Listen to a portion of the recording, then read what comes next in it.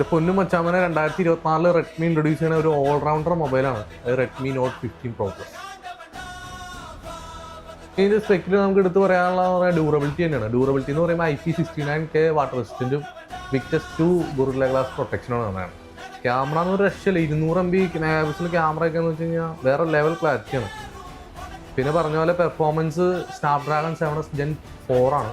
അത്യാവശ്യം നല്ല multi tasking gaming ടൈപ്പുള്ള performance വരുന്ന ഒരു പ്രൊസസ്സർ തന്നെയാണ്. പിന്നെ നമുക്ക് എടുത്ത് പറയാൻ്റെ ഡിസ്പ്ലേ കാര്യങ്ങളൊക്കെയാണ്. ഡിസ്പ്ലേ എന്ന് പറഞ്ഞു കഴിഞ്ഞാൽ 1.5K റെസൊല്യൂഷനും 6.8 ഇഞ്ച് ഡിസ്പ്ലേ ഉണ്ട്.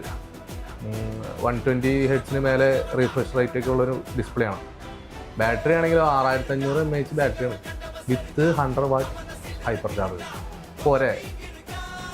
അപ്പോൾ നിങ്ങൾക്ക് എത്ര വേണം ഈ മൊബൈൽ സ്വന്തമാക്കണമെന്നുണ്ടെങ്കിൽ നമ്മുടെ മൊബൈൽസിൽ ഈ മൊബൈൽ അവൈലബിൾ ആണ്. അത് വിത്ത് നോ കോസ്റ്റ് EMI എത്ര വേണം കിട്ടും.